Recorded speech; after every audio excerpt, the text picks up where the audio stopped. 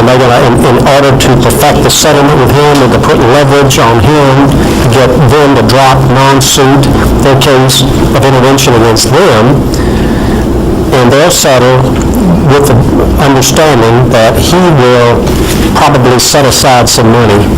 Attach the 400. Yeah, put it in trust. Some money in trust to ensure. Now make it, for something. Look what the annuity will come in.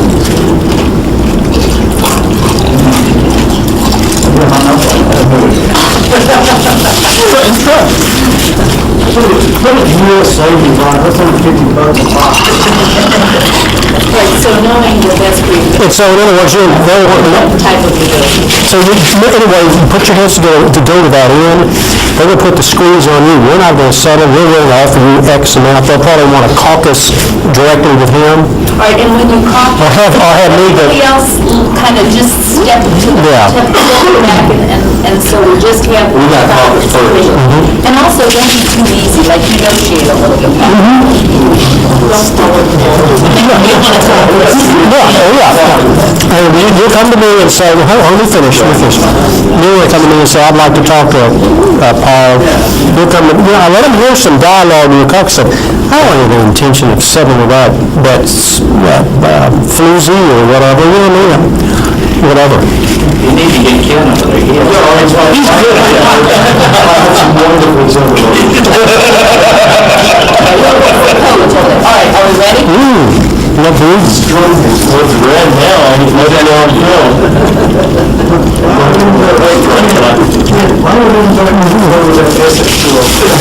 What do you think about that? When we'll settle the case? Yeah. It's realistic. Assuming It's emotionally not what I would push for, but. It's going to get worse for each other. The alternatives are not We get homework. outside of the hearing process. Here, I'll take your plate. Okay, are we ready? All right. Can we have all this stuff? All right, we've brought you all back together again. Any comments? You have anything to say? Yes, I would like to, if possible now, confer with Abel's representative. All right. Discuss with me, that'd be all right. That'd be fine. Go ahead. Let y'all excuse yourself and we'll just pretend y'all stay over here. I'm saying. And just pretend we're just in a room. I'll get up here. Huh? They want to hear it. Okay. That's fun. They'll hear it. What do you got? What I'm suggesting to do is I'm suggesting that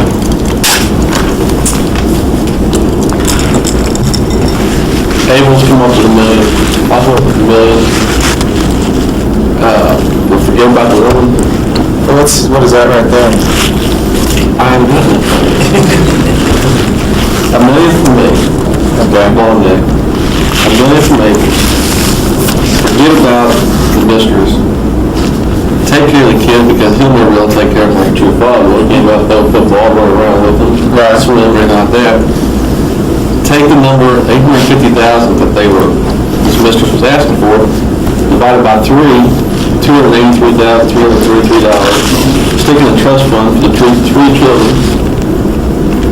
2 young children that the mistress has and the one grown boy that's in New York. And then let Mr. Parker, with his settlement, deal directly with Mrs. Sweet and his wife. Okay. I'll get together with you on coming up with some of the payment for Mr. Peterson. We're going with that idea. Well, we'll get to the rest of it. I'll work with you on Mr. Peterson. As far as Miss Sweet, Abel has no interest with her. And as far as... I understand it. I'm talking with you, Mr. Parker. I'm just letting you know what I want to do. Right, I work... So, Mr. Parker, you agree with me for $1 million? We'll work on that number, but yeah, we'll get together on it. We don't have time to work on it. Okay, well, I'll come together. Let's get a figure down, and then we'll decide what percentage I put. $1 million. Right there. 1, 2, 3, 1, 2, 3. $1 million from Abel. $1 million from Long Neck to Mr. Parker. he'll accept it. Okay. And what else? That's it. You're done. You want me to kick in half of the damages on the Yes, crane yes. incident? And then you're gonna pick up the slack with the children? Correct.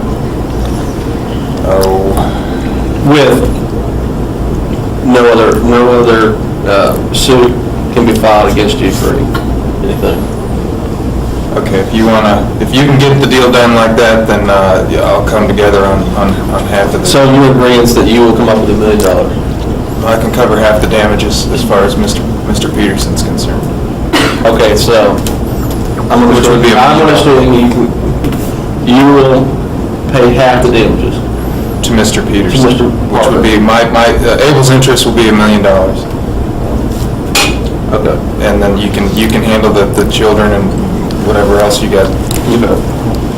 That'd be, that'll work. What if I have to go up from that figure to 2.5 million? Will you be willing? You'll cover the 0.5. I mean, that's, I'll work it, we gotta go to 2 for that, then I'll cover half, but, over and above that, that's fine. I'll take that. Okay, very good. All right, gentlemen, what would you like to, anything you'd like me to pass on right now? Do you want to bring the parties back? No, you can bring it back. All right. just, let's feel out where they're gonna go with All right. the X number of kids we're sponsoring. You're not sponsoring anybody. Well, just, You're done. okay, well, then we'll, keep me off the hook. I don't wanna go above $1 million. Tell me what you propose. I'm going to propose to Mr. Parker $2 million Okay. settlement. All right. That's it. To him. To him. All right. In turn, I want to take care of the children because, like I said before, they will not have a father that will be able to do the things that most fathers would do because of his accident.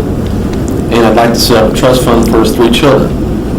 The 2 that live with Mrs. Sweet, the one that lives in New York, his brother. Okay. The amount wise,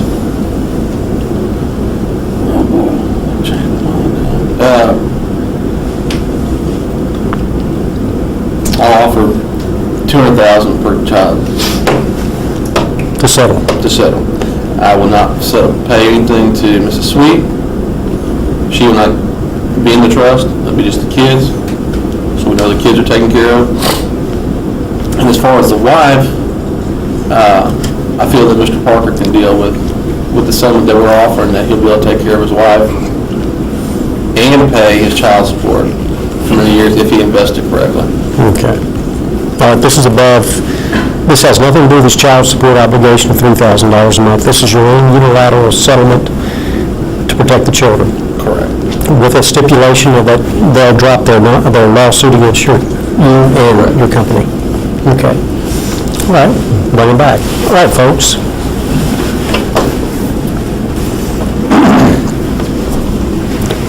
Representatives Longneck and Able Company have gotten together and they've come up with a proposal and potential settlement of this case. Would you like to speak on behalf of 2 companies? Yes. That's all right with you. Sure, go ahead. Mr. Parker, Abel's and I have come together and come up with a number that we feel that should make you happy with the damages of $2 million. And we also have I'll take that back now, this is just long neck, with the suit of Mrs. Sweet for $850,000. We're not going to recognize that suit, but we do want to take care of the children that are unfortunately have lost their father. And it's not funny. And anyhow, we'd like to set up a trust fund for the kids. All 3 of them, 2 that live with you, and the one that Mr. Park from his marriage lives in New York, had an amount of $200,000 per child in a trust fund that only the 3 kids can receive. And that's where we stand.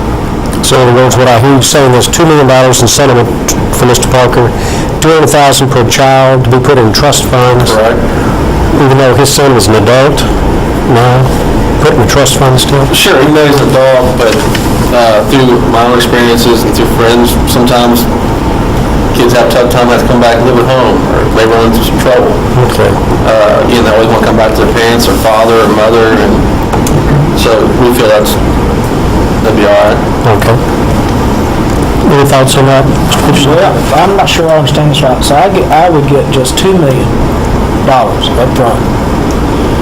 And then, but I ain't got to pay nothing for these kids out of that. But you still have to pay your child support obligation of $3,000 a month.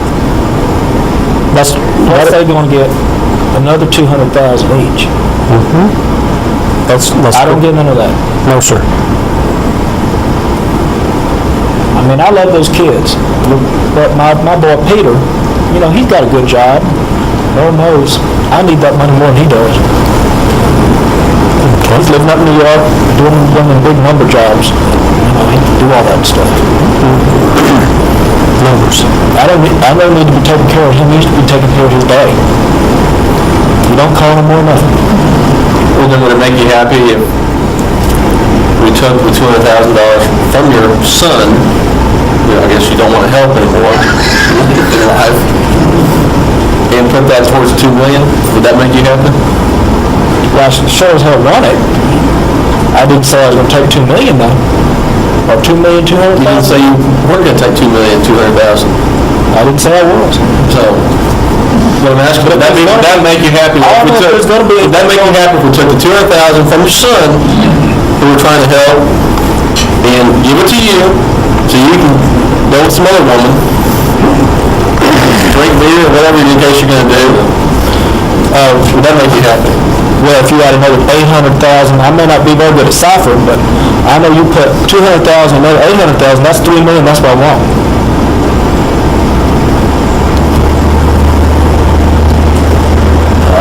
With regard to my client, we would be in a position to step out of this proceeding and accept the $200,000 per child trust fund that you have offered. That seems reasonable, and we would be, it is agreeable to us that you set that up and we will step out. That's contingent upon your settlement with him. Why should there be a contingency on it? It has nothing to do with it. Between law and Mr. Parker, we have nothing to do with this anymore. They want to settle with you directly. High, that's where we're going to go.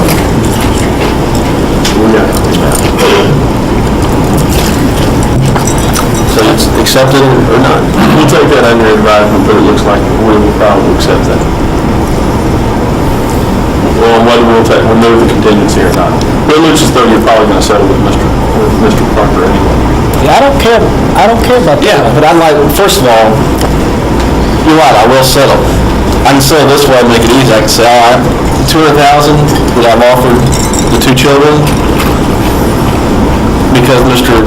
Parker wants more money, and I've already allotted money that I felt is reasonable. I can take $100,000 each away from your children and put it towards Mr. Parker if you want me to, if you want to bring the contingency on there. Or you can just accept $200,000 each and drop it and be out of this. Okay, we agree to non-suit and we'll drop the contingency. Thank you. Now we're done with you. We still ain't talking none about my wife. Well, this is the first time you brought your wife up the whole time. No, it ain't. Yes, it is. Mr. King might have our deal. I have not heard about your wife yet. Now, why would you want to take care of your wife? You don't want to take care of your kids.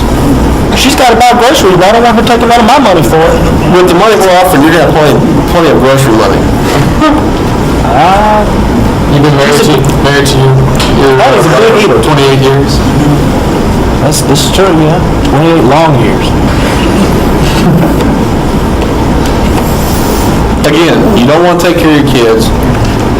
You don't mention your wife the whole time you're sitting there. You're just thinking about yourself. Now, all of a sudden, you want to take care of your wife? No, she wants her own money, because I ain't giving her no She's money. not even here representing herself.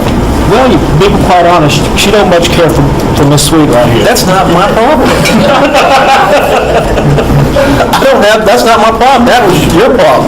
Well, this is $3 million. That ain't my problem, either. That's between them. Good, so we said that's fine, and we don't have to deal with your wife. No, now see, now that affects me directly. Because like I said, Patty I call her, big with a double wide, she eats a lot. And she got to go to the store and buy lots of food. I ain't paying for that food.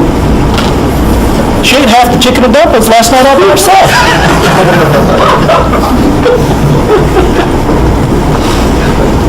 Well, I think this suit was filed on behalf of you and your wife, if I'm not correct. So that $3 million, that you're asking for will cover you and your wife. Your wife has imposed another suit. That's right. $450,000. She told me to talk for her since she couldn't come. So this is over. And now you're talking for it, but you haven't talked for it the whole time we've been here today. Well, You've been talking about yourself, your mistress, the hell with your kids. That's right. Well, those youngins, they ain't bad. I mean, they get that $3,000 a month once I get my money. That's more than they need, I tell you. I just don't want Patty sponging off my money. What we may be able to... Well, then why don't we take the $2.2 million that I have offered you, and we'll put $1.1 million in your name, and we'll put $1.1 million in her name. I don't know. Well, why not? Shouldn't you invest it correctly? You'll be fine the rest of your life. Technically, it's hers anyway. Half of it. Well, she don't So know. why not do that? And I ain't about to tell her. You better not either. Why not do that? But it will take free. It's getting worse every minute. I'm trying to take care of your family, and you don't want to take care of your family. All you have to think about yourself. I want to take care of myself the best I can, and Patty's got to take care of myself too. Now that's the issue here. That's all we got to worry about. And for her to take care of me good, she got to be well fed. Because she's got plenty to do now. You don't think you'll be well fed on $2.2 million? That's plenty of beer, I must agree. Then what's the problem with the number? What more do you need for life? I got lots of needs. What are your needs? You can't hardly walk. You only have one arm now. What else you gonna do? Well, Your wife is overweight, she's not gonna fit on a plane. You have to take a train, So that's which is what I take cheap. with me. You can take a bus, which is cheap. You don't have to be like a steamboat anymore. I have been hurt bad. I enjoyed my job. I enjoyed all my friends on the job. And I miss my Friends come by and boss. visit with you? Well, my boss, he's a good man, Curtis Watts, he come by every now and then, and, but, hell, I get mighty bored there. TV even gets a little old. If we were to come closer to the $3 million, would you be able to, and speak on behalf of Mrs. Peterson, and drop the $450,000 suit if we were to come close to that $3 million settlement? Able company would be able to... I sure don't want her sponging off of me no more. Well, you can handle her settlement with between your settlement and set up a fund for her where you keep her happy, and then you've got, Well, this is all getting sort of confusing to me. right, well, we'll work with you, but we're having a hard time recognizing Mrs. Peterson right now. If you saw her, you'd recognize her immediately. How much loss of consortium is she gonna have anyway? Especially when you have a girlfriend. I don't think we ought to be getting into this. I don't want to talk about this. Good, let's talk about the $2.2 million that we've offered to put on the table. It's a good amount of money, you're set for life, you'll have no more worries. You don't care, but your kids are taken care of. No more worries. What are your worries? You have no more worries. Patty, for one. Then how about get a divorce? I'm That's sorry, not all our day long. problem. Your wife is not our problem. Who's going to take care of me? I don't care. The $2.2 million will take care of you. I like that $3 million. It sounds a lot better. That's my boy Peter told me. He knows the numbers. I don't. Should have. How'd you come up with $3 million? My boy Peter told me that was good. Well, Peter's not here to tell me, so you tell me, hey, give him $3 million. Well, he tells me what I do with my money, and he said $3 million's good. That's how much I need. Again, how'd you come up with $3 million, or how did Peter come up with $3 million? He didn't tell me. Was it calculated out? Well, he's got one of them. Bigger.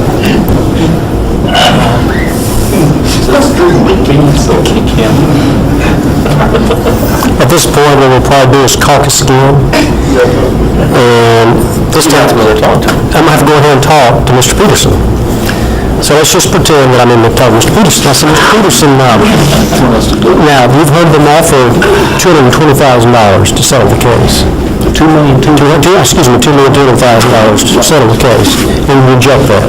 Well, I think I need more. Okay.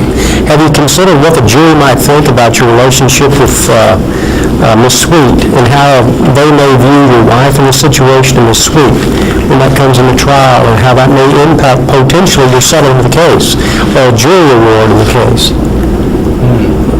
In other words, I guess what I'm saying, and this is a delicate issue, is that how do you think the jury would perceive you in trying to get $3 million when, you weren't faithful to your wife, and then maybe some of the jury might just think, hey, this is just, fate having its way to deal with a guy who's unfaithful.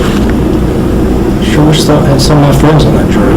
Well, I don't think you probably will, because the various lawyers will, screen the people who are put on the jury.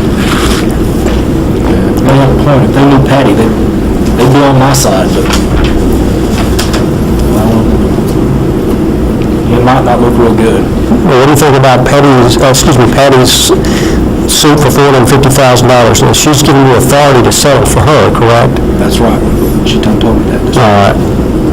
So, what do you feel about that? You want to still pursue that, or you want to? That's really, it was more her idea. Okay. Because she, Lord knows, I don't let her any closer to me than that lady on the chicken and dumplings anyway. But, that ain't for anybody else to know. I understand. You wouldn't go tell anybody that. I know, so I'm really not. And, she cleans good, she cooks real good, and I don't want to lose her. I understand. I need her now more than ever. I understand. But, she told me to try to get her that money. Okay.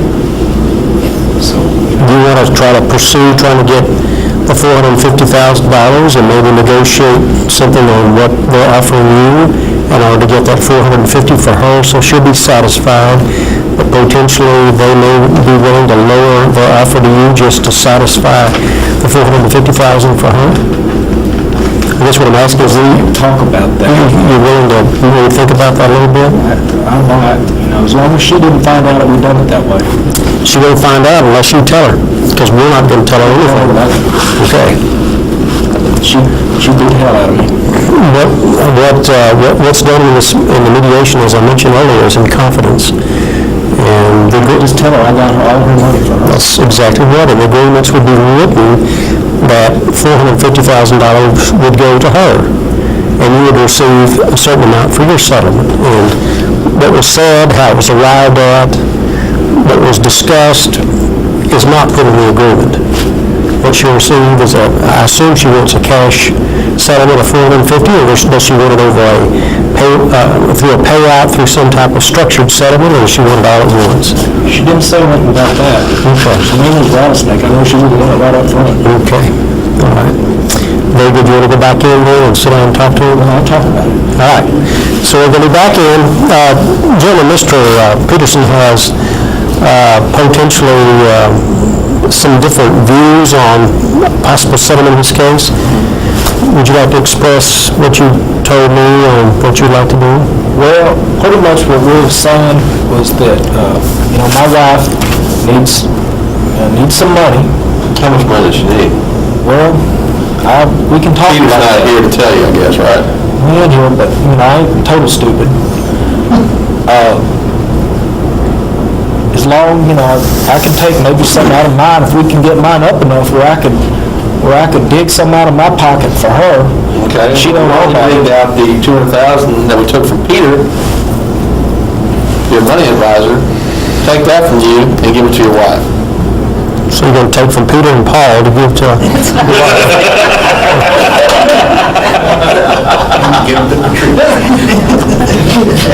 Patty been saying that for years.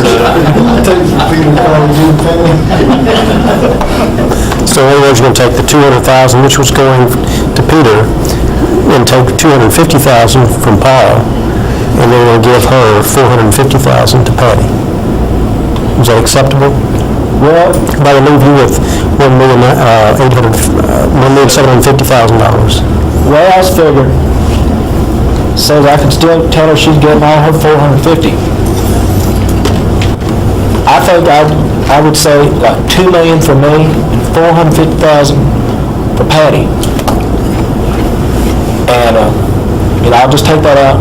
So just give me $2,450,000, I'll give her her part, and she'll... What about $2 million for you and $200,000 for Patty? See, then I gotta take out another, what is that, like $250,000 out of my money.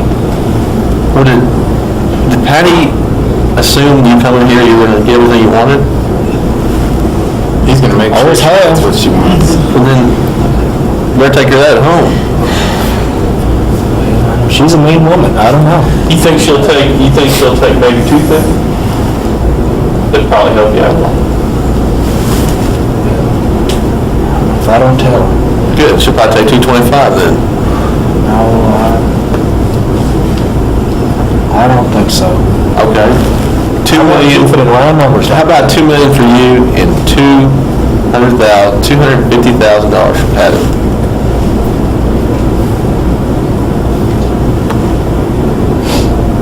Well, I guess. So are you accepting that? I sure wish Peter was here. He tells me all the number things. That's good. It's- So are you accepting it? As long as I can get a color TV. A big one. Would you want this in a cash settlement, or do you want it in a payout? What are you proposing, a cash settlement or a payout? Cash settlement. Cash settlement. I want all now, I want to see it. Okay. Well, I'm sure since the insurance companies are tendering, it would take a day or two probably to get the funds. We'll have a cashier's check by the end of the day. That's good as cash. Is it? All right, so you're accepting the $2 million for you and $250,000 on behalf of Patty? That's right. All right. That's right. So we'll settle the case. Settle the case. All right. Very good, and We don't do no more. that's right, and your lawyer will drop a non-suit and non-suit, Ain't got no lawyer. Now, are you speaking on behalf of Patty also for, She told me I could talk for her, and don't you tell her nothing about this. No telling what she'll stick in my meatloaf.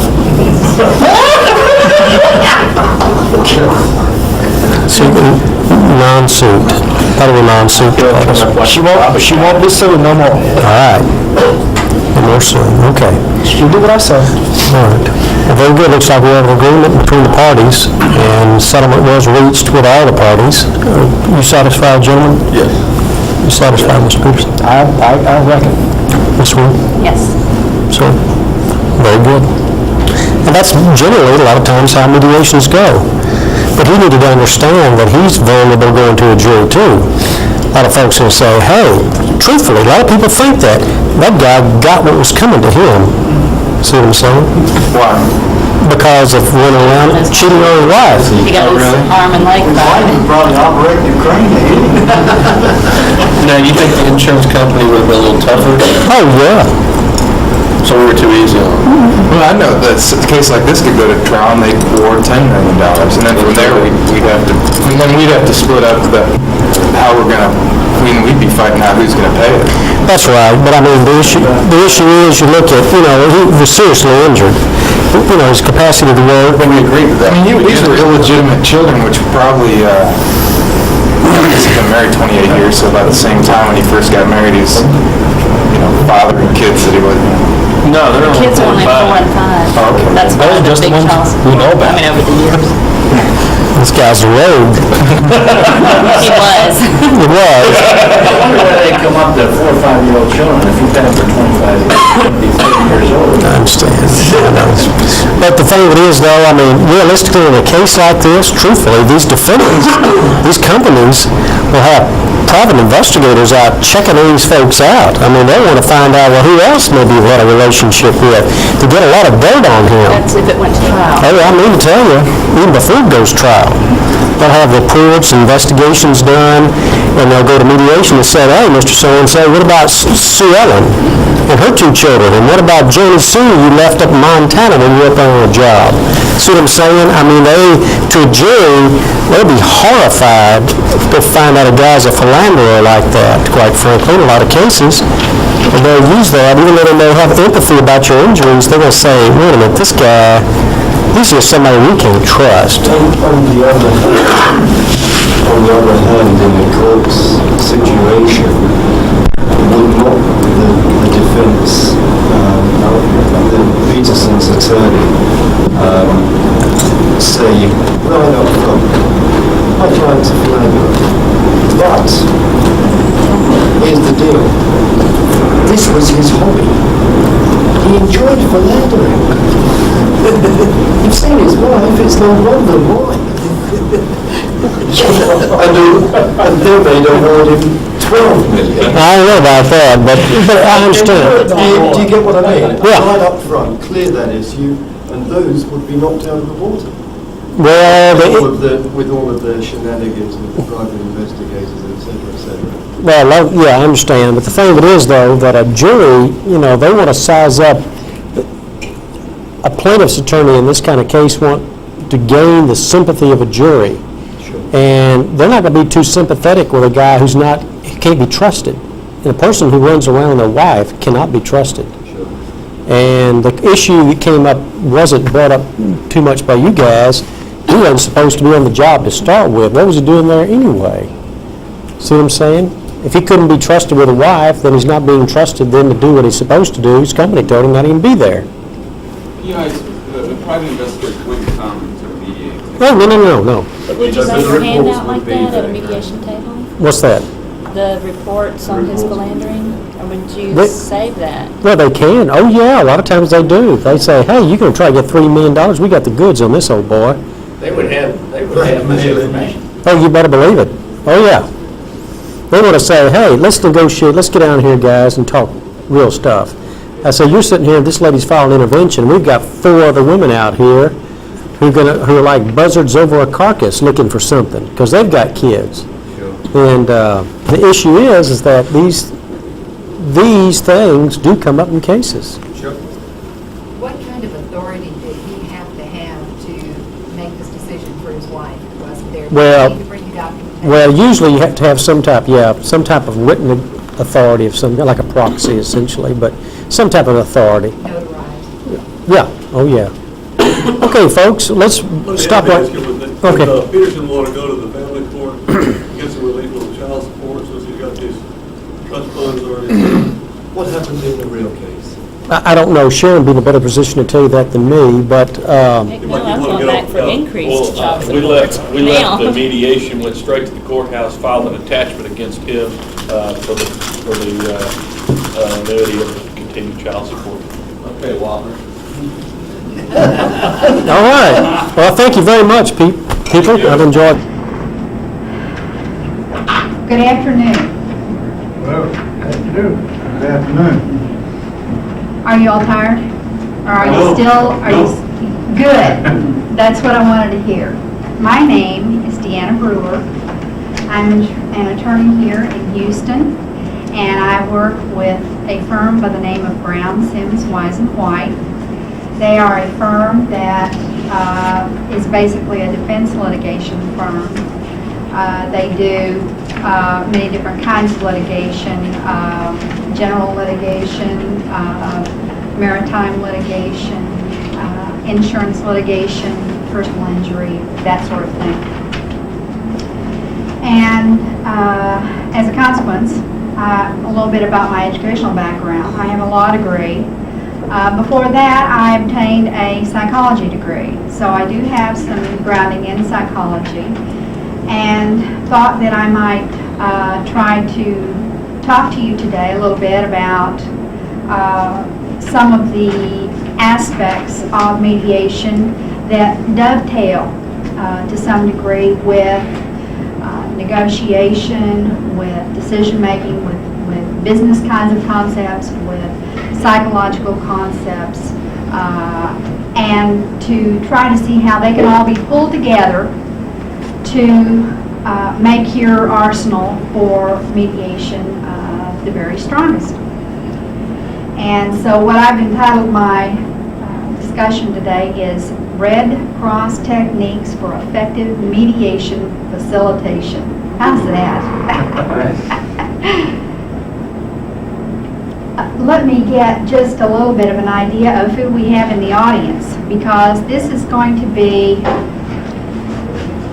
a discussion that has a lot of interchange. There'll be, and in fact, I'll from time to time ask some people from the audience to come up and participate and do a demonstration. So, kind of get prepared for my asking for volunteers, and those of you who are strong of heart, come up and we'll do it. I promise it'll be painless, or at least I hope it will.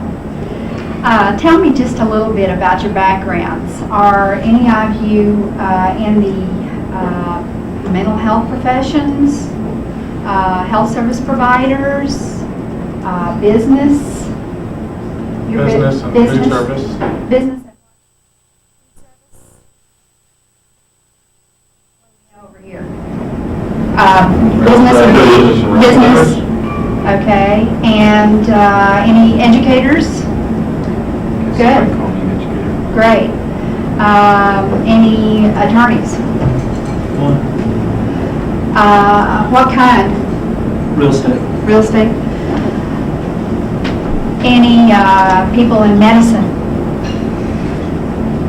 Who have I left out? The automobile business, hotels and restaurants. Any insurance? Insurance also. Insurance, good. Well, it's, you comprise a broad spectrum of people, and that'll make this very rich in experience. So let me begin.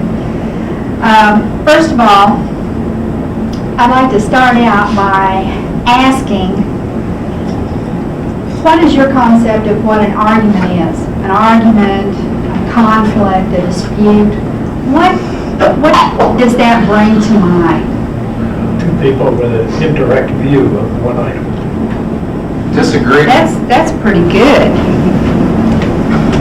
Okay, we're going to do this argument, conflict, dispute. And what was it you said it was? Two people with an indirect view of a particular situation. Two people Different views. with different views of the same situation? Is that what you said? Of a situation, the same situation or a situation. Okay. That's excellent.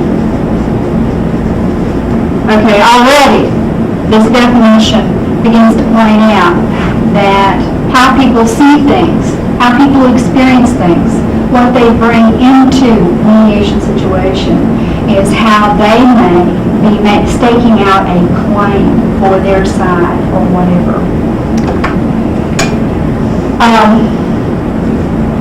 What usually happens, however, when you have an argument or a dispute or a conflict that doesn't get resolved with both sides feeling a win-win situation is that the stronger side comes in and uses either power, money, force, position to get their win. And in that kind of situation, we have a win-win situation, not a win-win situation. In mediation, what we strive to work toward is a win-win situation. You always want to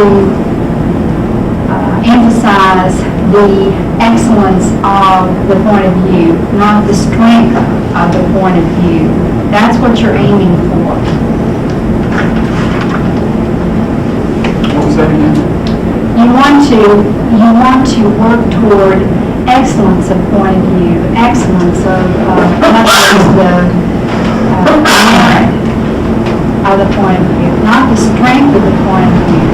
You don't want resolutions based on unequal bargaining power or unequal economics or any other kind of inequality. You want to work toward meritorious resolution. So that both sides can feel a sense of win-win. Mediators will see conflict in varying stages.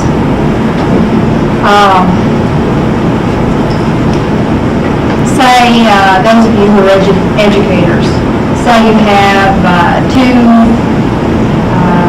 youngsters or adolescents that are normally very good friends, but they come into conflict. And it's the first conflict that they've had, but it sort of makes them uncomfortable with each other, and they're having a little trouble with it. And it makes it so that they're not doing their work as well, and it's impairing their grades and so forth. So you'll see it at that stage. You might be able to intervene at that stage and get something worked out because they've got a whole history of good things that have happened in the relationship and then this one real bad thing that came up. In other occasions, marriages in particular, any of you that have seen in your friends or in co-workers or other parties, where a marriage has been in dispute for a long time. A lot of water has gone under the bridge or over the dam. And those are a little more intractable to getting a quick fix. So you may have to examine more areas of resolution than the children who just simply have the squabble. So we'll see mediation in varying stages.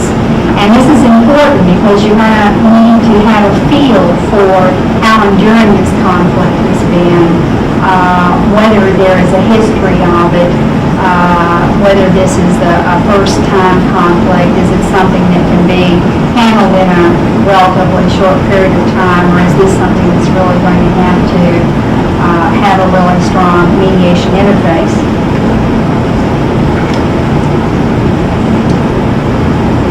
I thought it might be helpful to look at some of the elements of conflict. There are a number of different theoreticians out there that discuss this. One of the ones that's helpful to me in thinking about it is one that I'm sure all of you have heard, but let's look at it a little bit from the point of view of mediation. The first one is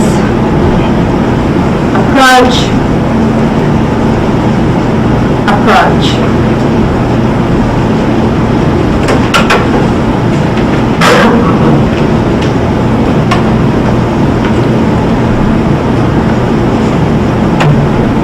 Can anyone think of an approach example of conflict?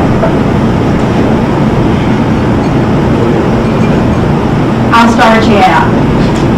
Say a parent or a friend or a long-lost uncle has said, I need to give some of my wealth away. I'm going to give you a new car. And you can have either an Oldsmobile Delta 88 or a Pontiac Grand Am or something like that. Something of equal value. That might be a type of approach conflict. You've got two favorable choices, but you don't want to give up either one of them. And so it may create a conflict for you to determine or make a decision as to which choice to make. Another one might be moving to a new house. Say you've got two houses picked out and you like both of them, and each one has its really strong points, and you don't know which one to give up. That might represent an approach-approach conflict. Another kind of conflict is approach avoidance.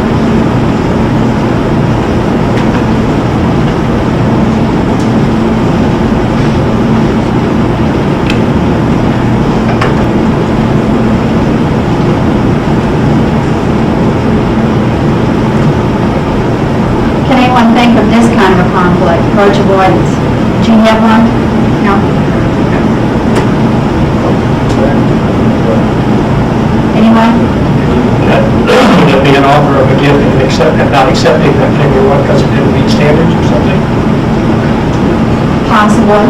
How about like a job, it's got some good qualities, but then there's some other ones that we don't really want to face, and so we just kind of avoid making a decision or whatever. Sure. That'd be a good one. Or a relationship or whatever. Right. Or the boss saying you get a raise, but you got to put in more hours.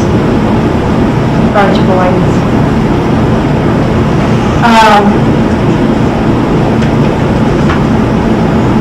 Can anyone guess what the next conflict element is? Avoidance avoidance. Right. Can anyone think of one of these examples?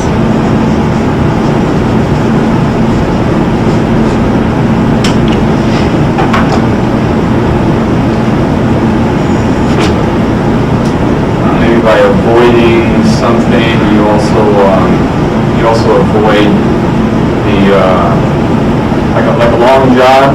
The thing that you want to avoid the job, but you're also avoiding the negative pay. Responsibility as well. Yeah, responsibility. Okay. Anybody else?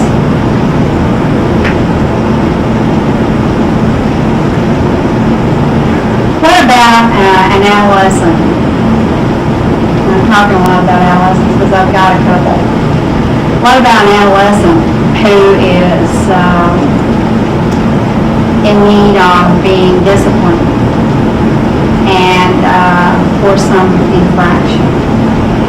And you say, okay, you can do more chores or you can get grounded for 2 weeks. You can do chores for 2 weeks or you can get grounded for 2 weeks. That might be an avoidance. Neither one of them is really positive. And this one will be, the decision will probably be made on the basis of the path of least resistance or the one that's the least hassle. Okay, we've looked at some of the elements of conflict. Now, one of the more important aspects is looking at conflict factors. There are a number of conflict factors, and that's what we're going to examine next. This is what I call some of the demographic factors, the ones that I'm going to go over right now. What is the nature of the conflict? In other words, is it a conflict that's coming from within? Is that an internal conflict? What about an external conflict between two parties? Or it could be a conflict between a party and an entity. Say you have a complaint with a department store that you bought an appliance and it didn't work and you want to take it back or exchange it and they don't want to do that. That could be the source of a conflict. Or you could have it between entities. Say you've got, say you're a company and you're ordering specific foods and you have certain needs on those foods, you can, there might be a conflict between the two entities there. So there are a number of different natures of conflicts. There are also a number of different types of conflicts. It can be an intrapersonal, meaning inside the person. It can be interpersonal.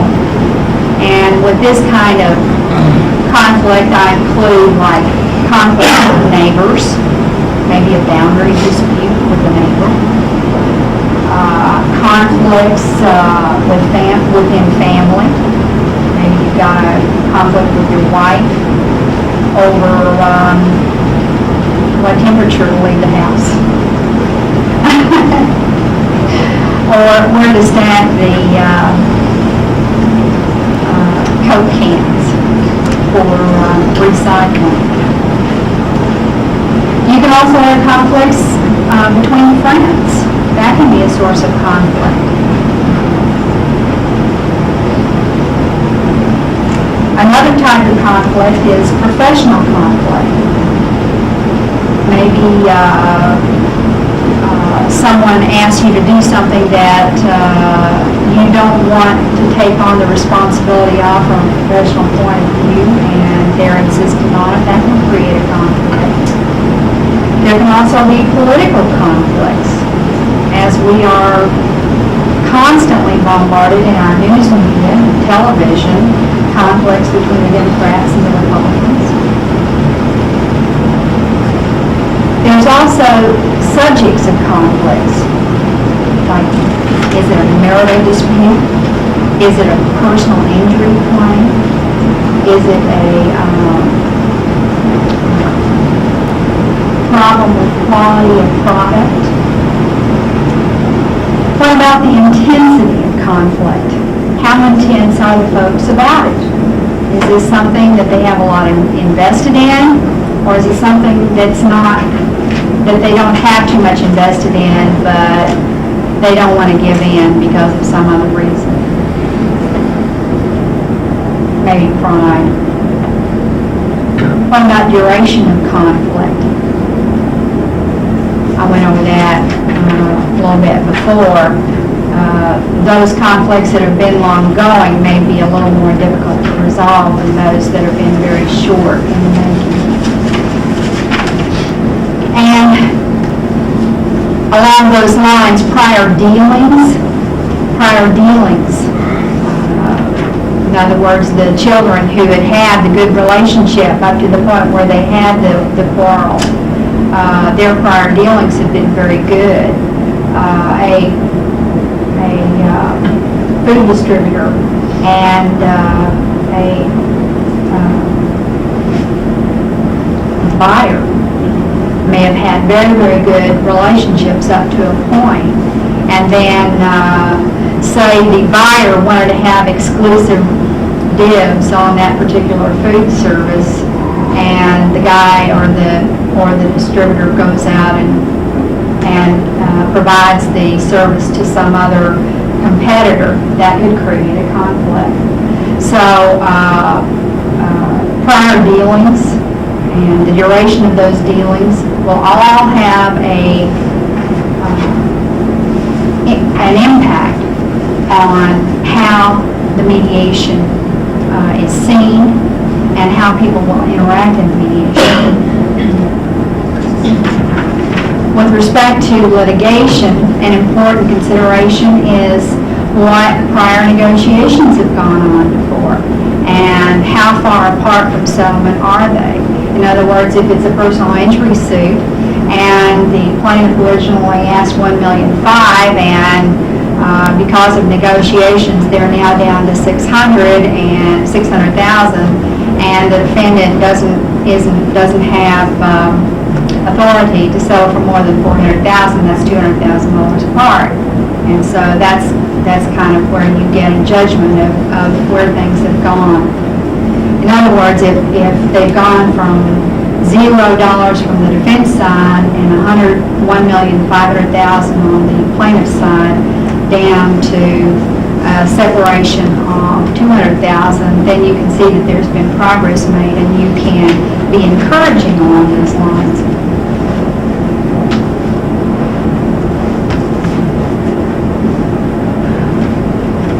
Okay, now we're going to get into some of the really interesting stuff. We've gone through some of the preliminaries and the demographics of factors that affect people in mediation. Now we're going to get down to where they really live. And I call these the cognitive perceptual conflict factors. I'm sorry? Just for lack of any other name, I just call them cognitive perceptual conflict factors. Before I get into this, are there any questions up to this point?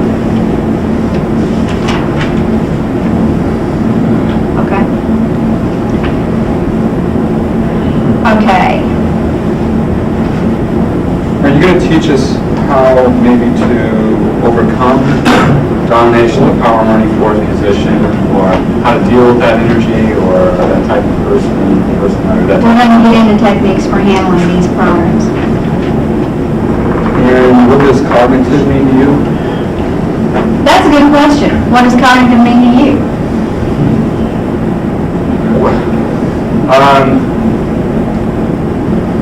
Aware. Okay. But hooked on the perceptual, it's, I don't know. Okay.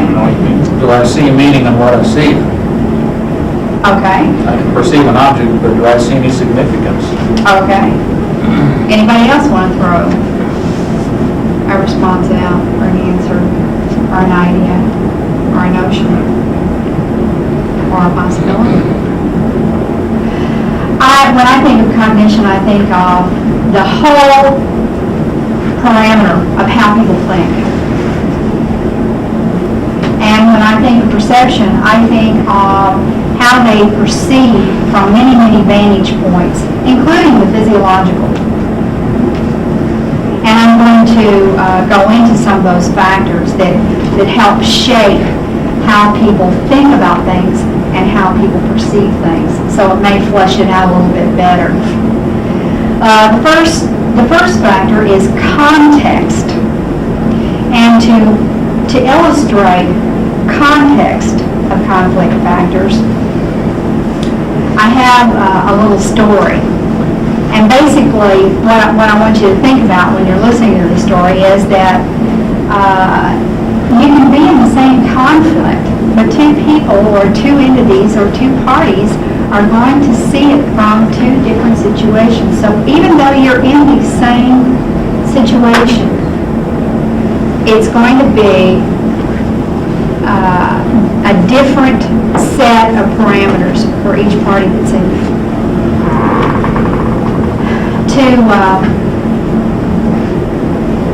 To give you just a little bit of a story on context,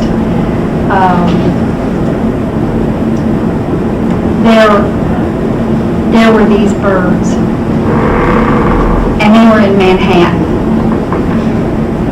and they were a flock of birds, and they had flown to Manhattan. They had a good time during the summer, and they were having a grand time. And they had seen the sights, gone to movies, gone to theater, done everything you can imagine in New York. And it came to be the 1st of September. And the first rush of autumn came about, and some of the birds in the flock began telling each other, well, I think we need to be heading south. And this one little bird was having so much fun that he decided that he would stick around just a little bit longer. Well, the other birds, they headed him up and moved him out. And they were already on their way south when the first big blizzard came in New York. And it caught this little bird. Well, he thought to himself, he better get out of there before he gets trapped. So he begins flying south. He flies to Baltimore and going down the coast and everything, going toward Florida. And he gets by an ice storm. And the ice collects on his little wings. And he is grounded as a consequence in this farmer's pasture. And in this farmer's pasture, there is this cow. And the bird is there, and he's thinking to himself, I'm going to freeze myself to death. I'm just going to die here.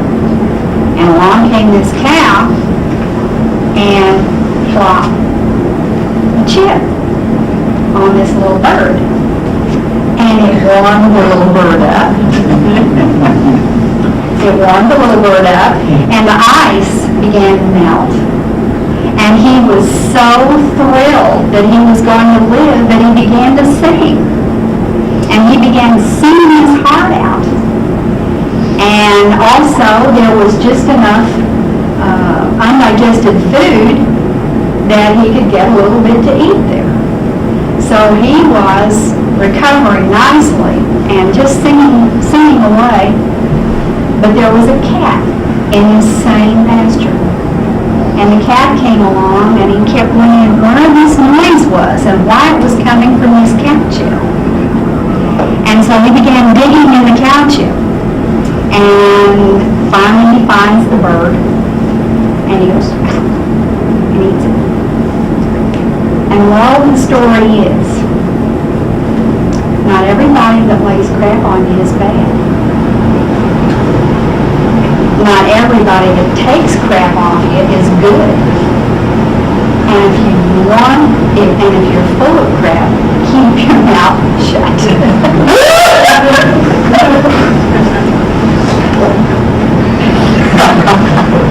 So much for context. One more illustration I want to give you for context, just so that you will be able to keep this in mind when you're working with people in mediation. Remember the proverbial elephant and blind man scenario, where you've got 6 blind men that are examining different parts of the elephant, none of which have the full picture of what's going on. Only if they work together will they be able to get the total context of the picture. So keep that in mind when you're thinking about people coming from different positions. Okay. This next factor, this next person factor is mood, and this is a very important factor.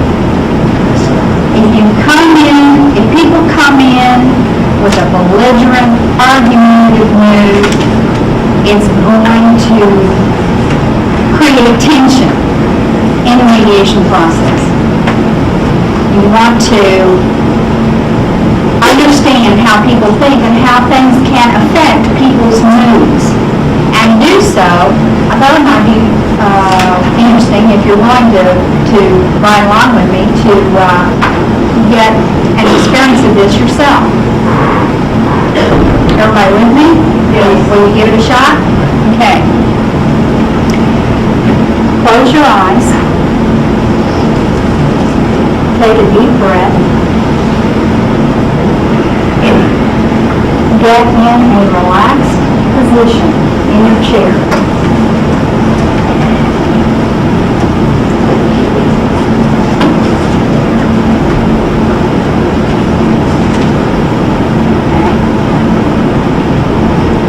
Keep your eyes closed.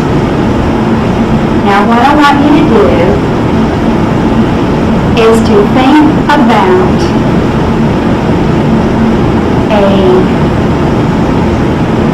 very difficult argument that you had, one where the outcome meant a lot to you. Think about that. Run it before your mind's eye. Get in touch with the feelings that you felt when you were in that situation.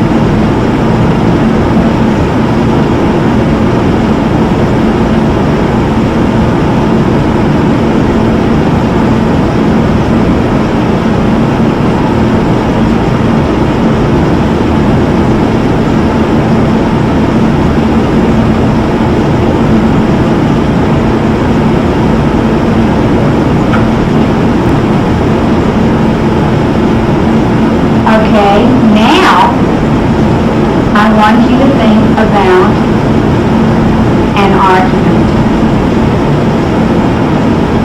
that you've had in your past that you cared a great deal about the outcome, but that it worked out well. It got resolved. everybody felt good about how it turned out. Run that before your mind's eye.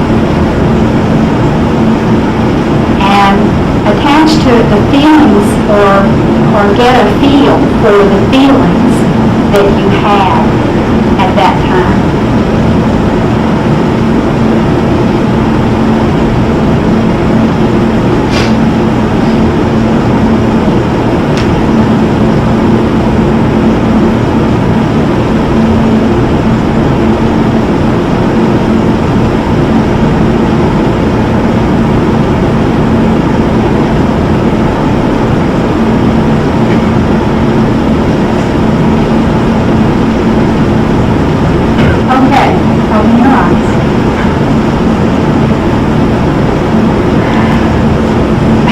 Share with us how it felt differently, how the two scenarios felt differently.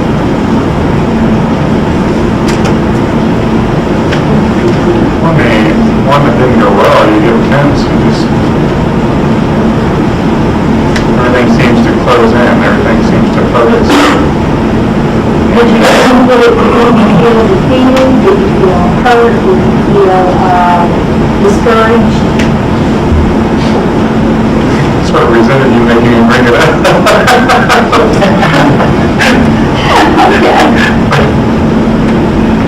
You put it behind you sometimes, and I didn't like the feeling of it. Okay. Anybody else? I had extreme anger in the first scenario. Okay. Or a second one, it just kind of would not allow it to come into clear focus. The second one did not. Could not come into clear focus because of the amount of anger overflowing from the person. Interesting.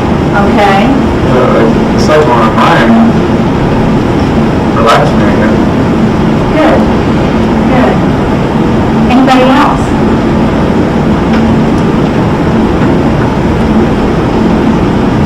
Nobody else? I dismiss my feelings after events like that so thoroughly that I can't recall. You can't recall them. Okay. None of those are recollection, I get the feeling, but Okay. once it's done, it's done.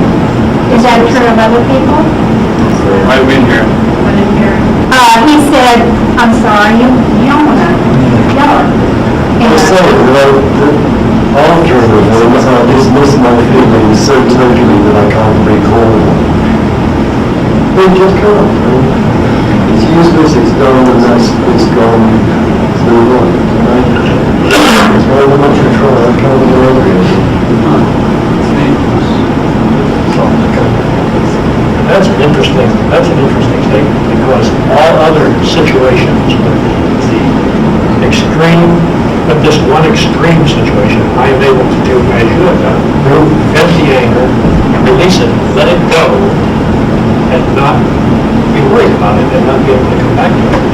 But this one particular situation was such a conflict that it's anger that will probably never go away.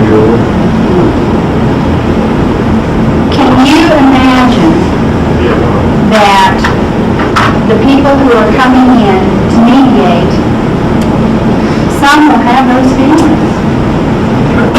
And that's what you're going to be working with.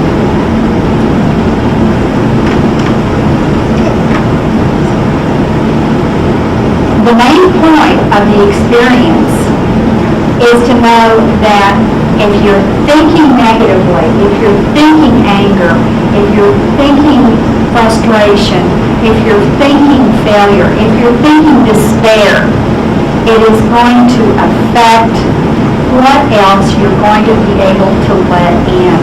It's kind of like a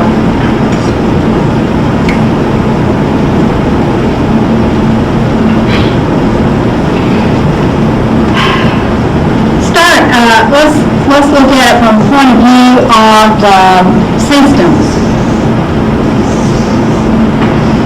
If you have a closed system, if your feelings have shut you down, if you're so angry, if you're so much in despair, if you're so frustrated, feelings can actually precipitate a shutdown so that it's difficult for you to hear what's going on in the mediation.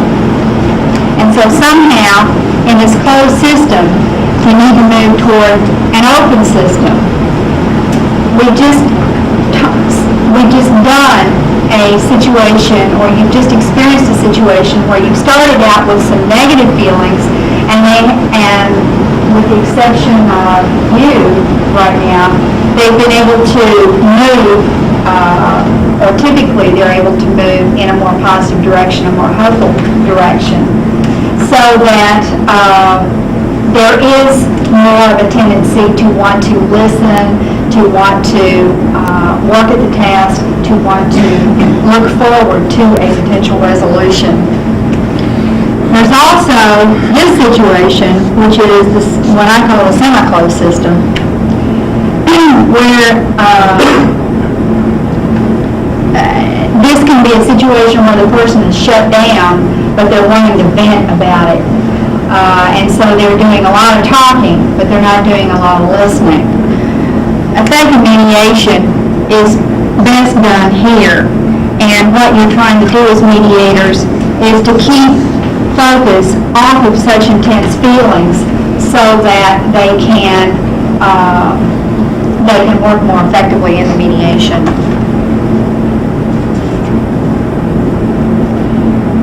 Some people, another factor is that some people just simply have a limited view. Some of these factors I've taken from various and sundry authors, one of whom that you may want to get the book because he's so good. He explains a lot of things in here. It's called Conflicts, A Better Way to Resolve Them, and it's by Edward de Bono. And this is listed under, I think, business, management, and psychology. He has a lot of good things to say, and some of the things that I'm going to be explaining and talking to you about have been utilized from his book. At any rate, if you have a person with a limited view, this is a person who can only go so far, and that's as far as they can go. If you've got a person who has never been outside of Belleville, Texas, in their lives, and they are all at once thrown in an international situation, the person's trying to deal with somebody from Japan, there is a real limitation of view there.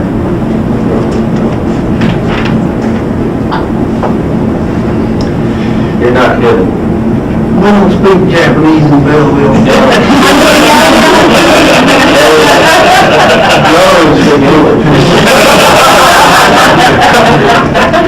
I was not trying to malign your city at all. That's okay, he did.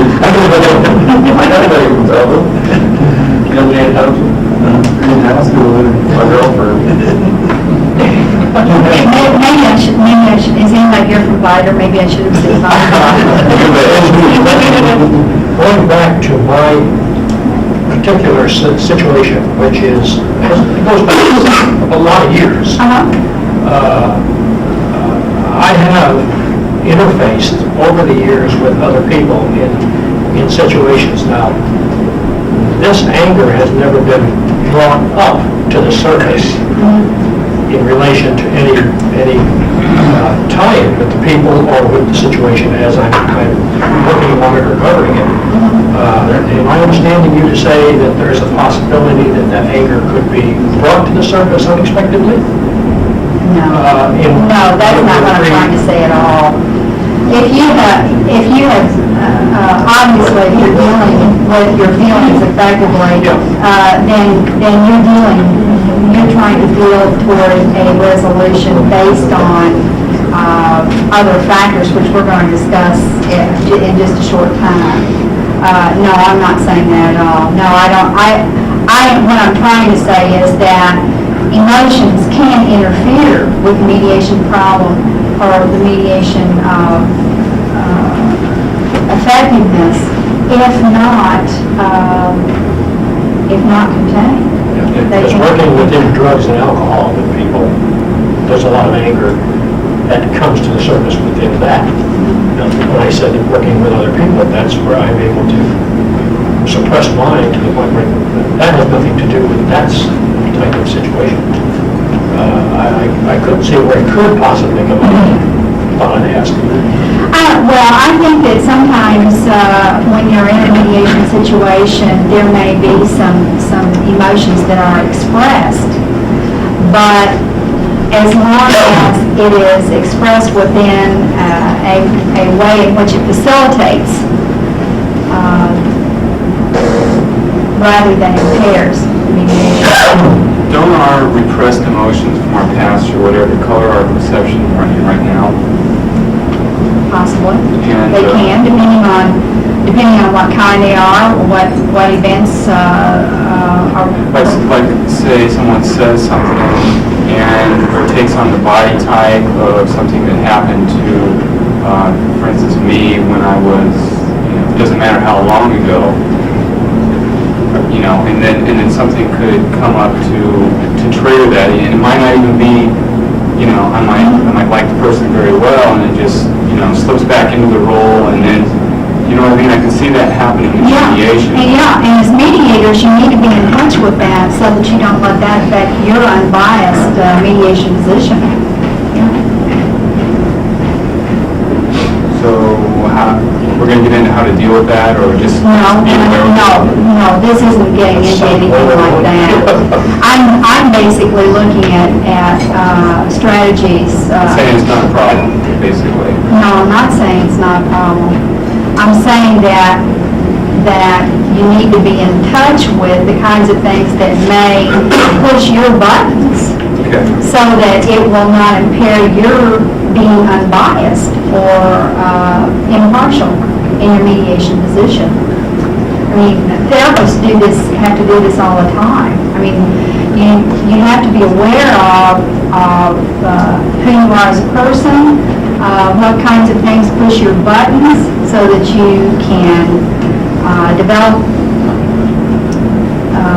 the different strategies you need to in order to avoid them, and so forth and so on. And I'm not going to get into anything of that magnitude or that kind of depth today. That's a whole another seminar. Okay, another factor is personal logic. Say there's 3 men in a foxhole, and one of them sees another buddy outside the foxhole who's just gotten shot. And he gets up out of the foxhole and he goes to get the buddy in the line of fire in order to pull him back into the foxhole and try to save him. Now, the 2 men that are left back in the foxhole are watching this whole thing. One of them says, "Bravest man I ever saw." Other man says to himself, "Most foolhardy man I ever saw." Now, they're both in the same foxhole. They're coming from different positions. Obviously, the 2 men that remain in the foxhole and the 1 man who got out of the foxhole to save his buddy evaluated the situation differently in order for just that change to be made. So that there is a whole number of personal logic factors that are entering into. The ones that stayed in may have weighted on a cost-benefit ratio. They're shooting too fast and too frequently. I don't think I can make it, and I need to save myself, and maybe later I can go out and see how my buddy's doing. The other guy that left the foxhole may have even just simply avoided thinking of all of those options and thought, my buddy is in trouble, I gotta go save him. Just different ways of viewing the same situation. Different personal logic. There's also differences in universe. We were talking about we'll talk about it from Vida versus Japan. We can also look at it from the point of view of universe of doctor versus insurance person, or doctor versus politician, or labor versus management. A person and who they are and what their personal situation is may bring into mediation a particular universe that may create problems or affect the way they deal with mediation. Also, information. One party may have more information than the other.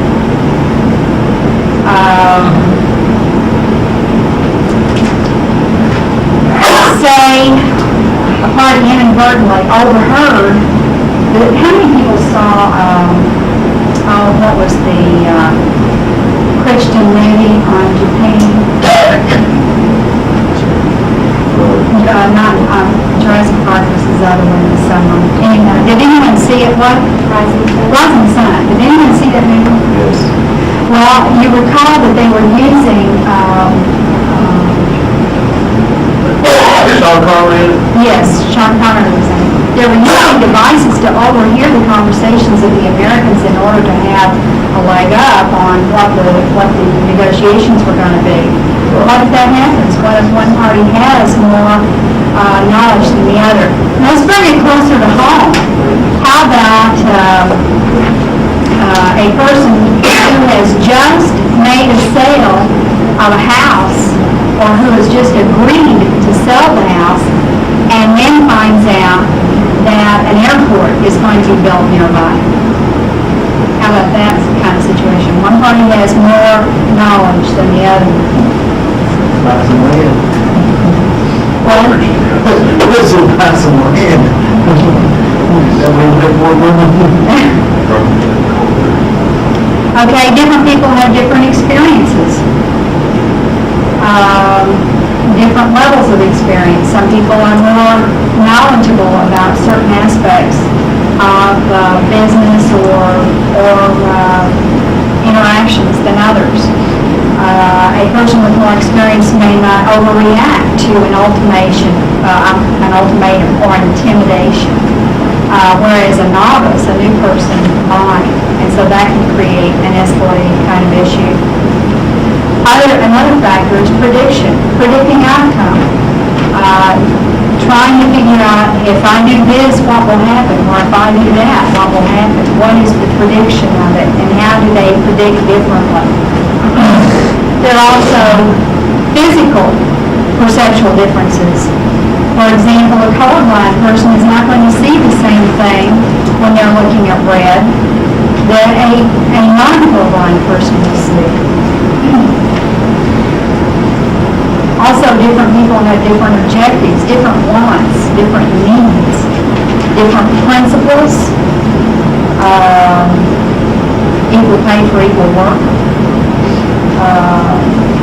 Loyalty deserves loyalty. Different values. They may value productivity over family, health, happiness. The politicians have really been trying to assert health and family for a long time. Beliefs. Do all of you have a piece of paper and a pencil? You can try this whole thing out, this little experiment. Take your piece of paper and draw 5 or 6 circles anywhere on the page.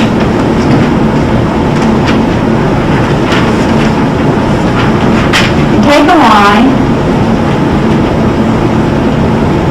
and enter each circle once and exit once, and then come around and unify all of them, tie them all together.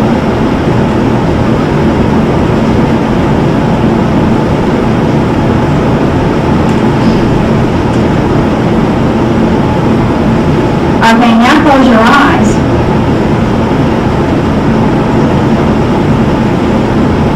Close your eyes. Take a pencil and just kind of make a stab at it, not too hard. I don't want you to miss it and break your leg.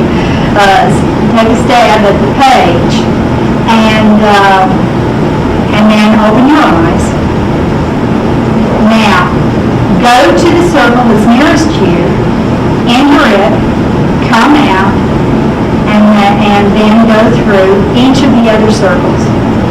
Or if we're already in circle, If you're already in a circle, then come out go to the other one. and go in another one. And then how you wind up is to go into the circle ultimately that you exited.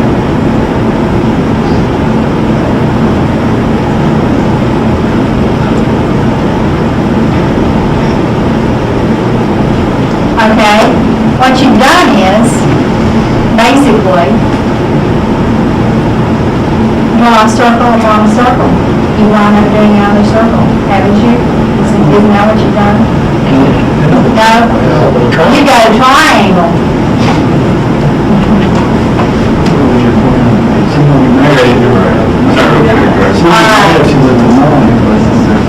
But essentially, it's the same thing. You connected all of them, have you not? Well, the mind does a similar sort of thing with this, experiencing information. It does not have to have any basis in reality. It just simply does connecting of circles of information or bits of information. And so beliefs don't have to have anything to do with reality, they just are belief patterns.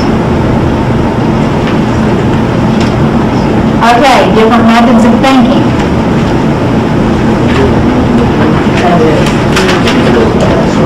Just because, what? That trick with the circles, like free association. Yeah, but you're also connecting the circles. You're pulling it together into some sort of form or shape. Yeah, he had a triangle. Somebody else may have a circle.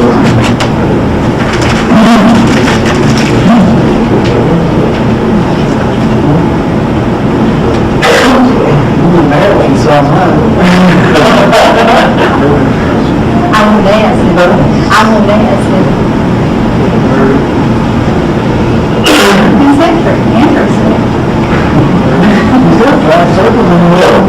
Yeah. Concentric. It just goes to show you that different people can put together.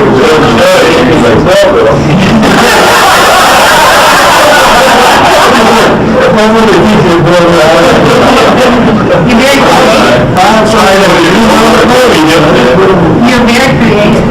Different people, different perspectives.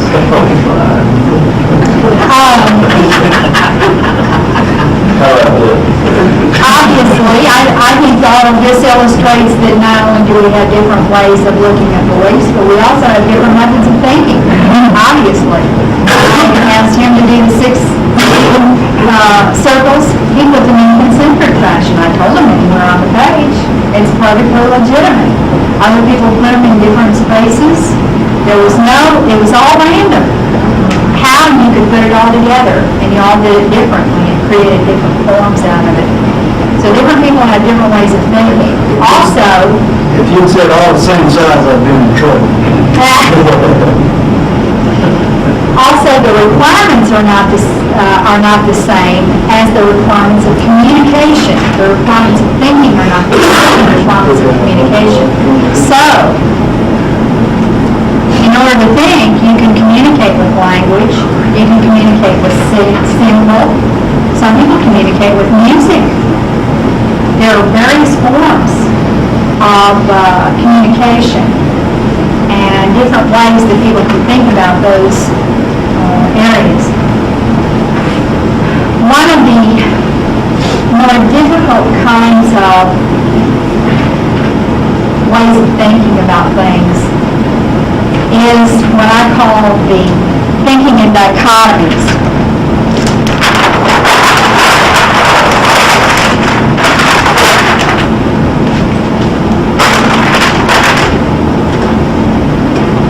People who think in dichotomies kind of think of opposites like hot and cold,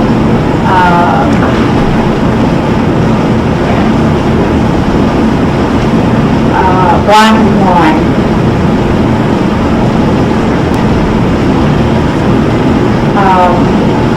What are some more? East and west. Yeah, east and west. What? Or rich. I said, We're in rich. Poor and rich, yeah. In and out. Right. College, short. Yes, and that's an important one. And tall and short. That's please. Yeah. And the obvious missing element here are all of the little grays in between. They're just seen as basic dichotomies. You're either poor or you're rich. You're either tall or you're short. They don't see the in-between.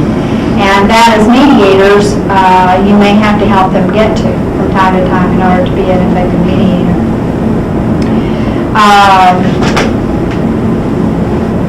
Some people do an if-then. If I can't work in this job, then I'm not a man. If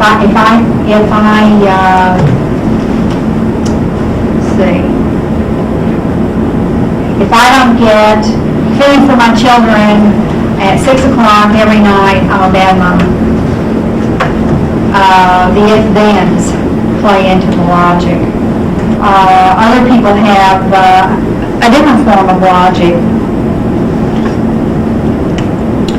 All robins eat worms. This bird doesn't, eat worms. Therefore, this bird is not a robin.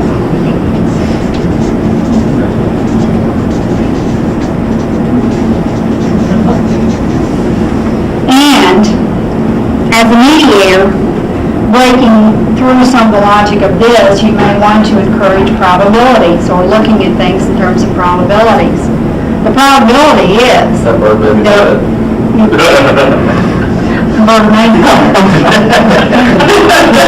Maybe he just doesn't prefer worms. Well, you gotta try and figure that out. Yeah, right, absolutely.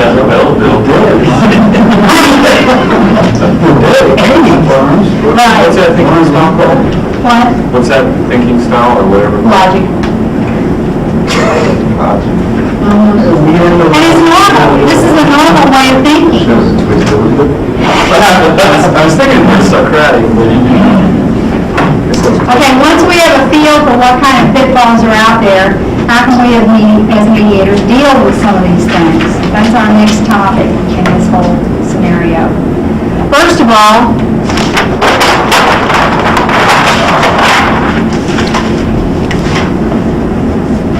recognize the problem.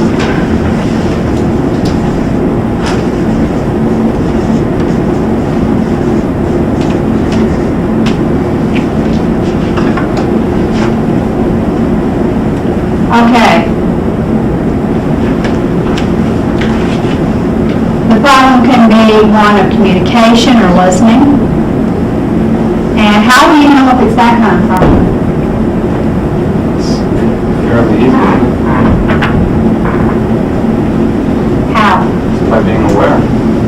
Okay, by being aware, By listening. by listening, okay? How will the people behave? How will they behave if they're having a communication problem? They don't interrupt each other, Don't interrupt each other? they won't respond to the statements, they'll give their own, they'll make their own statement, they won't respond to the question. Right, right.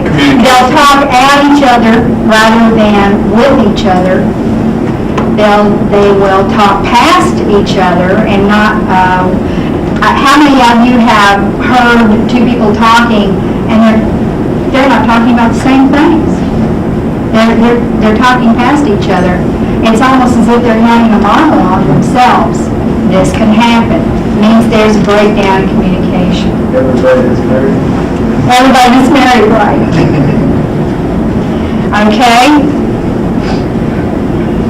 Another problem is bankruptcy. That's what I call bankruptcy anyway. Now, I don't mean economic bankruptcy. I any bankruptcy of ideas, bankruptcy of a feeling for anyone that may be able to break through an impasse, bankruptcy of creativity.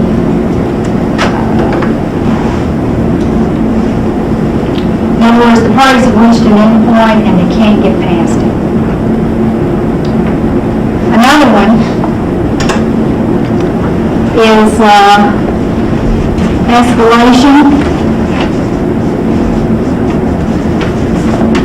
or shutdown.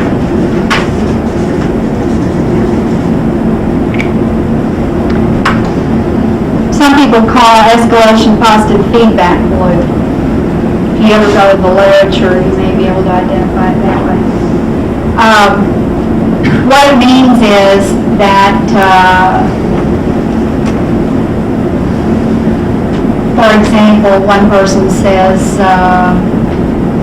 okay, if you don't do this, I'm going to do that.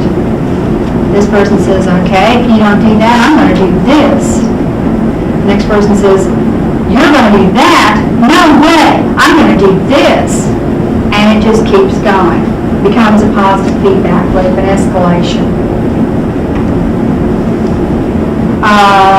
That can ultimately, when it reaches a certain level, it becomes a shutdown. There's no more communication. The feelings have been hurt too bad. The argument has come to a standstill. Nothing more can be accomplished, and they shut down.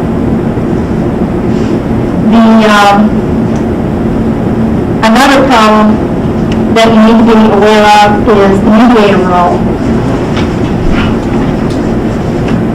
or problems associated with mediator roles. These have to do the same kind of issues that you have if you're doing any kind of counseling with anybody. You've got two warring parties, and you're the impartial third party, and you need to be seen by those two parties as impartial. And what you do and what you say can affect how they perceive that.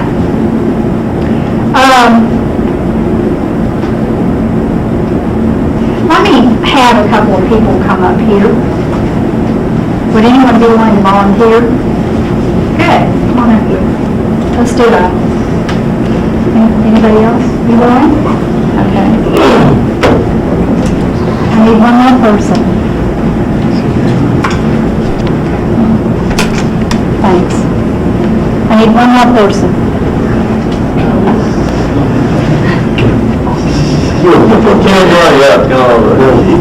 Oh my God, I'm not gonna get. Oh, this is gonna be good. He's close to the mic, so it'll work. Okay, I need one more chair. Why don't you bring that chair around? I'll let you have this one. There you go. Okay. We'll have to get Lewis. Little shitty. Sorry about that. We'll turn it over. Okay, now I want you to sit over here a little bit. I want you to sit, over here a bit. And with your back. I want you to turn, I want you to turn around just a little bit so that your back is to the median a little bit. Once your cord is caught under that chair. Oh, okay. Thanks. Now, I want you, I'm setting this up. This isn't the way a mediation would be, but I'm setting it up so you can see how it would be. I want you to stand just for a moment, and I want to aim your chair a little bit toward him.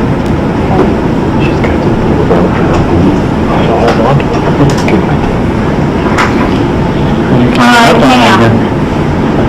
All right, now, this is not going to be over any big deal. This is going to be over, these people are friends, and their job is to figure out where they're going to eat tonight together. Nothing more than that. Nothing more invested than that. But I want you to get a feel for how things can shape up, even under these minimal circumstances. Okay, you're the one that's kind of the mediator, because you're in the middle. You're kind of the third party. And you've been called in as a friend. These two guys are the ones that need to figure out where they're going to eat. I'm the tiebreaker. Yeah, you're the tiebreaker. Okay. You like Italian, you don't like Mexican, and you don't like Chinese. You like Chinese, you don't like Italian, and you don't like Mexican. And we're going to leave you. I like them all. You like them all. Okay. So I just like, what? You just like Chinese. Chinese. Like Chinese, no Mexican, no Italian. No Italian, no Mexican, no Chinese. Okay. And your So Bob. go to a Vietnamese place. Sounds good to me. Okay? Okay. Begin. What do you want to eat? Thai cheese. Nice Chinese restaurant. I don't like that. Wonderful place. Let's go to Little's. You know how I feel about slimy Italian food. Bloody can't get it. But you can get some tomato sauce and pasta. Yeah, get out of here, no. Go to the Chinese. No. I like Little Italy's, we can go there, you can get some meatballs, you can take the sauce off of it. Italian gives me flatulence, and you know it. Well, let me ask something. Since evidently you don't like Chinese and you don't like Mexican, have you thought about going for German food? No. That's too heavy. That gives me flatulence. Okay. We could always just go buy some TV dinners and slap them in the oven and eat something simple. That way you can pick out what you want. I was going to pick out the TV channel. Oh, well, we can go pick out whatever you want from the counter there. I want to watch soccer. I'm sorry? I want to watch soccer. Oh, we'll be home in time to watch a soccer game. But he doesn't like soccer. Well, he can watch another television in the other room. I like rugby. Okay. Yeah. Rugby. Close to it. American football played correctly. Right. Without the padding.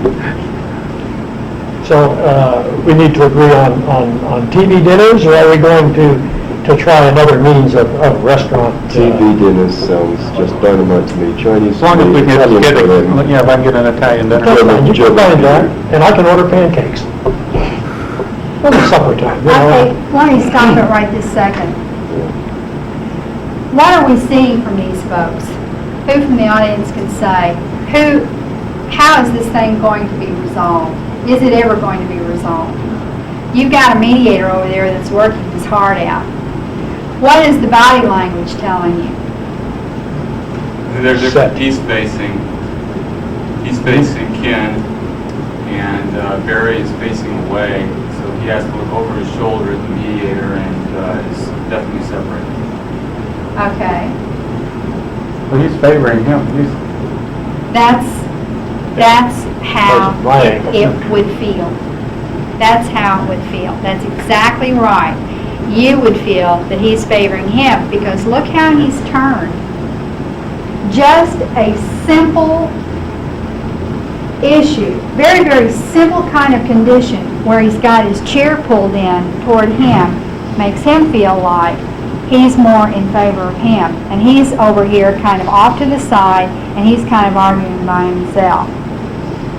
So he can either give up and say, well, it doesn't mean that much to me, or he can dig his heels in and say, look, you two are ganging up on me and I'm going to really make it hard.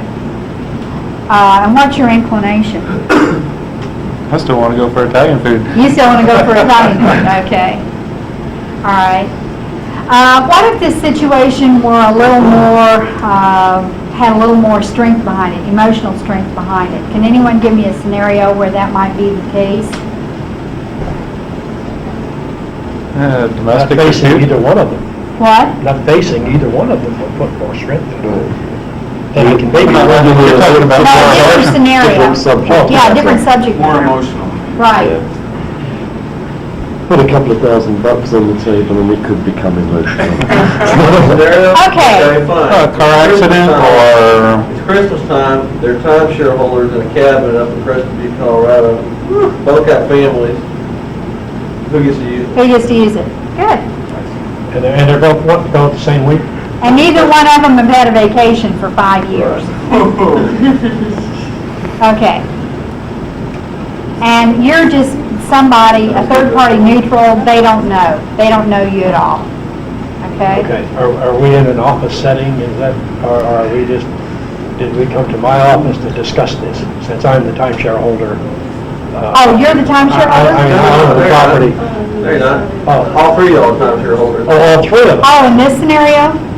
If you want, there can't be one, he can't be, somebody else. No, I just want two. You're the mediator then. Yeah, he's just a You two mediator. are the time shareholders. Yeah. Okay. Well, I'm gonna go that week. No. I'm going that way. I've already told my family that we're gonna go up that week. How do you expect me to tell them I can't? Why don't you turn your chair around, that way we Why won't... should I do that? Well, it'd make it a little more easy. I guess a it lot rains. more comfortable. Well, that may be, but we'll settle that indifference. Why don't you just swing your chair around, that way I don't have to strain to see you, and you don't have to strain to see me, and then you can talk more directly. What's he gonna do now? Well, he's going to swing his chair into the table too, and then you can converse on this matter. I'm going to use the timeshare. Sorry, buddy. My turn. Haven't had a holiday for a long time. Well, neither have I. You had your chance last year, you gave it up. Sorry, mate. My turn. This is it. I'm going. No if, no buts. When are you leaving? Tomorrow. I'm going today. Well, May I ask a question of you two? How big is this condominium? You expect me to go with him? 3,500 square feet. I didn't even suggest that yet, all I did was ask how big it was. Nice. If you're going to use one, you might as well. No, they added on to it, and it's supposed to be real nice. They sent me pictures, and Hey, we've no problem. You can have the outside lavatory. Okay, let's stop right here. What's going wrong? I can't find out how big it is. I was going to suggest maybe both parties could go at the same time. Okay. All right. And I was just capitulating to that. Okay. I could see him swinging it. One thing that has not yet occurred, believe it or not, you still need to pull yourself into the group. Yeah. You still need to do Yes. that. It's that important. There you go. Okay. Now, do I build a ledge between these two so they don't go to fisticuffs over this? Well, actually, what are their bodies saying right now? we're both leaning Both? forward. They're both leaning forward. Right. In what kind of way? In a very aggressive... Aggressive way. Okay. And I'm thinking about shoving back. I'm thinking, I don't know whether you'd want to put a line in there because it might Or get something stopped in here, off. just a glass where they can talk through. Right, So right. they don't go to the city with each other.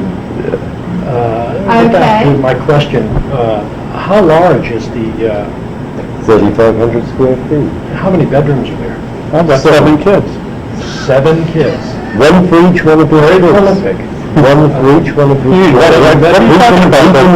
He can use the living room a month from now. After my holiday. Give him the living room. No problem In at return, he all. gives you what part? No problem at all. The whole bloody thing. How are you doing, Tomorrow. I'm not. Nobody said anything to me yet. Well, I'm turning to you. Do you think that that's a fair offer? He wants to give you this one room. Okay. What do you think would be a fair offer? He lets me go when I want to go. What would happen if you pulled forward? Then I might I might move them back in moving into the table and getting Into the closer table, Let's in. see if you do. Table's small. Okay. And see if it backs them up in the conversation, because now I'm getting into the middle of their conversation. Okay. He's gonna get hit on both sides. Yeah, let me get my glasses. Can't put a man with glasses. That's right. My question was, neither of you have been on vacation recently? I haven't gone for 5 years. And We had a chance to go last year. I go every weekend. You go to this timeshare every weekend? Every weekend. But I can tell you one thing, he's not getting it next week because I'm there. As I just said to you all, he is going to have it a month from now. He can put in the 7 bedrooms, one each of his children can have a bedroom to themselves. He can have the living room. It's great. He wants to come there to save me. Okay, stop. Arbitrarily. Stop. What's happening now in the process? Are they beginning to talk, communicate a little bit? No, there's one dominant. Kim's doing all the talking. Okay. Yeah. Well, we're doing this in many minuscule time schedules, so he would ordinarily have an opportunity to give his side of the story. But to the extent that you may be focusing too much at any given time on him, you need to Come back over come here. back Now, over here. I've heard his side. Now, he feels that you should wait till next month.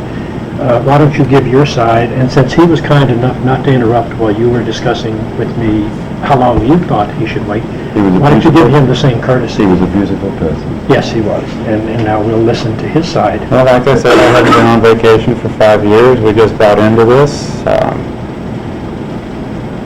And I've already promised my family we're going to take him up that week.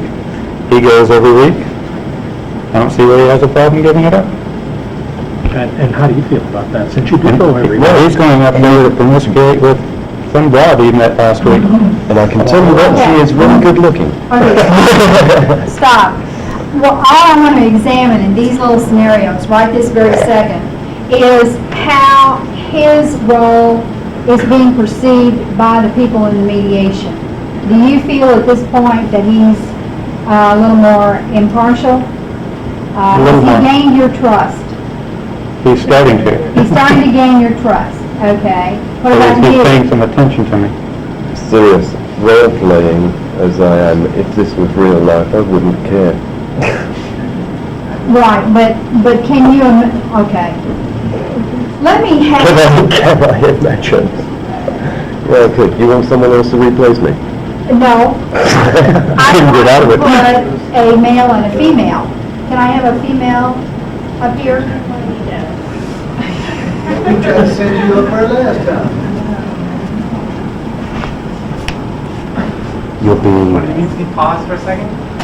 Yes. Start? Yes. Okay.